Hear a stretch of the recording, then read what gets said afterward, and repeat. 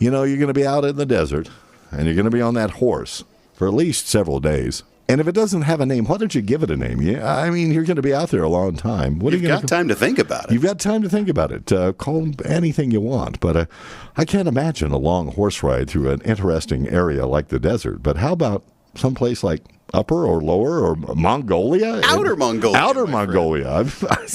Mongolia.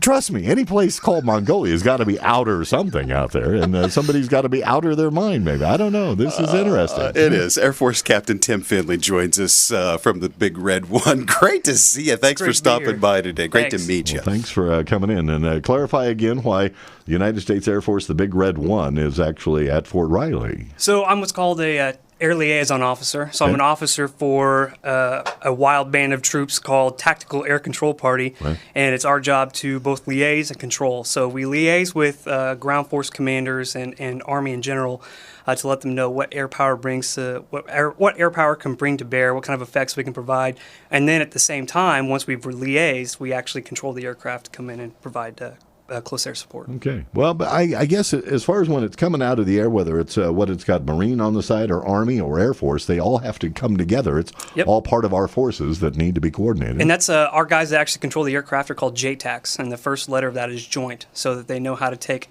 any bomb off of any airframe and put it on a target. Your career Air Force? I am. Okay. And how many? And you're from Kansas. I am. Yeah. I am from Kansas. There's a lot of kids that sit around and look at the big sky of Kansas and think they need to be up there. Right? It was, join the Air Force, they said. See the world, they said. And somehow, 16 years into my career, I come back to Fort Riley. Fort Riley, Kansas. Why not? Why not? 10 minutes from where I graduated college. It's fantastic, fantastic. Tell us a little bit about your journey. A couple of tours and then back home. Yeah, like I said, I came in September 2000, so I've been in 16 years. Took a little bit of a hiatus there in between to finish out college. Actually enlisted after 2 years at K-State Salina. Went to Washington, D.C., was an honor guard for the Air Force for a while. Came back to college, graduated, commissioned, went off into the wild blue yonder, and then found myself lucky enough to become a TAC P officer, and they sent me back to Fort Riley. And so here I am.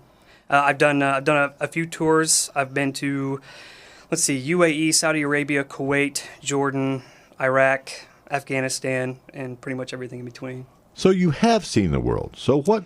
A little bit, yeah. What prompts one to see the world like someplace like Outer Mongolia? Well, I've never been. Well, sure. It's on his list. You and everybody else. Who doesn't want to see Outer Mongolia? Well, I'm not sure. I'd have to think about it just a little bit. I would have taken a car, but all they had is horses. So. Well, and I guess you use whatever means of transportation you can to get there. But give us a little of where this journey began to get to this journey. I'm an endurance rider. So I actually compete competitively on my own horse in local endurance races or endurance rides across the United States. And it's a passion of mine. And when I came back after my last deployment, I was just kind of in a bad place, just in a really bad place, actually.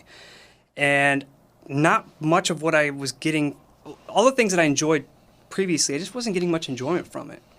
But I knew that I enjoyed riding. So I said, I'm going to get in the saddle, I'm going to go. Regardless of how it makes me feel right now, I'm going to do it because I know I enjoy it. And I had kind of a revelation to realize this is how I get out of it. This is my solution. Maybe I don't feel good right now, but I will later if I just keep going, just keep doing this. And this revelation kind of came about in mid-June last year. And so the Derby's first week of August. So I'm following along just like I do every year. And the race has always kind of intrigued me. And I've kind of flirted with the idea of doing it. But I watched it last year and I thought, well, this is dumb. I'm not getting any younger and all I'm doing is missing out on life. And this is something that I feel passionate about. Why am I not doing this? Well, this sounds something like the Iditarod for horses. It is, absolutely it is. Wow. Only in the Iditarod, the dogs don't try to kill you. Well. Now, time out. You've got to park on that a little bit. Okay. There's several horses that you have to ride. This is over 600 miles, Outer Mongolia. It's got to be rough just to begin with. Tell us about the horses. So the horses are about 12 to 14 hands. So what that means is they're ponies. I mean, they're little bitty things, but these guys are rugged. These horses are unchanged for thousands of years. They're the exact same kind of horses that Genghis Khan used in his cavalry. And these horses are rough around the edges. They are half feral and you climb on 25 horses that you've never met before. So you climb on the unhalf feral part, the little more tameable I hope part. so. I hope that feral half is the front and the back, and the middle is the tame part. Wow, do you saddle them up? Can you even do that? Is this bareback? No, you have help. The local the Mongols who actually are the herders, the ones who actually own the horses. They'll help you out with your tack, help you get it set up, make sure you have your best chance of survival possible. Well, isn't that special? Okay, how many riders are signing up for this, and how many, on average, finish something like this? It's between 35 and 40 riders, and usually you're looking at about a 50% completion rate. So most people fall victim to what we call the Mongol plague, or Genghis Khan's revenge, if you will. And that really takes a toll on the field because it's rough. So a lot of those people end up either pulling voluntarily or doctors pull them. And so that whittles the field down to maybe 60% or 70%, and then you have others that physically break, falling off the horse, dislocate a shoulder, break a back, break a bone, and those people have to be medevaced out. And so that whittles the field down even further. And then you have the fact that it's 620 miles on a horse across Mongolia. And some people just get 300 miles in and say, "This is dumb. I'm out of here." I could be in air conditioning watching TV. I could be following this on my computer from Starbucks. Wow.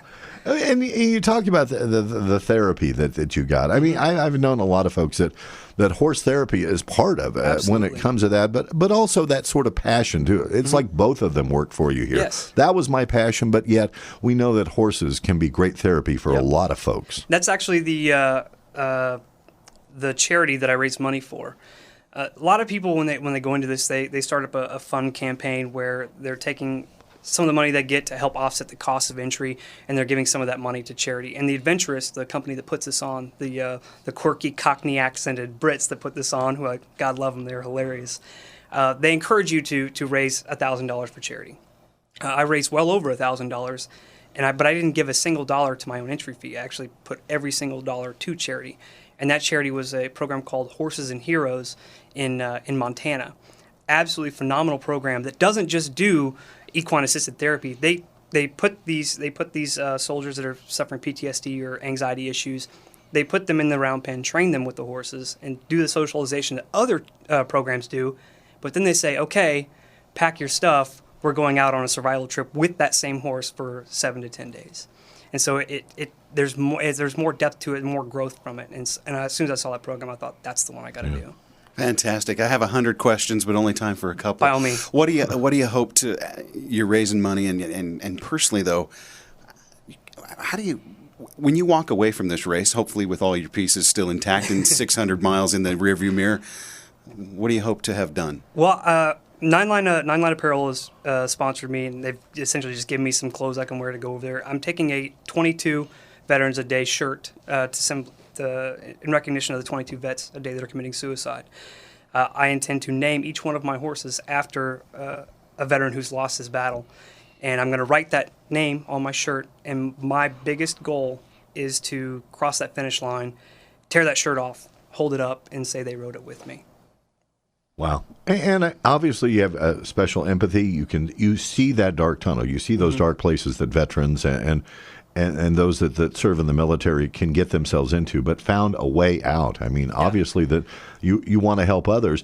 What a great idea that, the military, you have those passions, that you develop them as you go along outside of your military responsibilities that give you that sort of ability maybe to get out of that funk. Right. I think that's one of the biggest things to take away from this. And what I hope to show is you have this epidemic of guys that are committing suicide. And it's a needless epidemic based upon a stigma. It's guys that are just afraid to get help or ashamed to get help. And even when they do go get help, there's not always a solution there. And because that solution it's intrinsic, it has to come from within. And I'm hoping to show that this is an example of how a solution worked for me, how I devised my own solution. I had a passion, I made a goal from it, and I made that goal just so absurd that maybe I don't get it. But at least in trying to get there, I've surrounded myself with new horizons. And I would imagine that also amps you up about your own military service, that I'm going to finish out my career as a military man, and that's got to help that also too, right? Oh, absolutely. I was worried. I was worried when I came home just because I'd never been in a funk like that before, and I didn't really know how to deal with that. And I spent time with counselors and developing a tool set, but really it was this moment where I said, this is my solution. And as soon as I started reaping the benefits from that, I noticed that everything tangent to my life, to include career, was back on track. And so it's to say that just because a guy is bent doesn't mean he's broken, and that there's always a fixed action, but it has to come from within. You see that not only the suicides, but them ending their military careers probably before they should have without the full benefits because they just can't. Those last few years, they just can't do it. Yep, and it's a sad state all the way around. You hate to see it happen, and it is happening, and it's not. I can't say it's anybody's fault. It's just the nature of the beast. It's what. I mean, you take a human being, you put him in that kind of environment, or you put him up against those kinds of circumstances.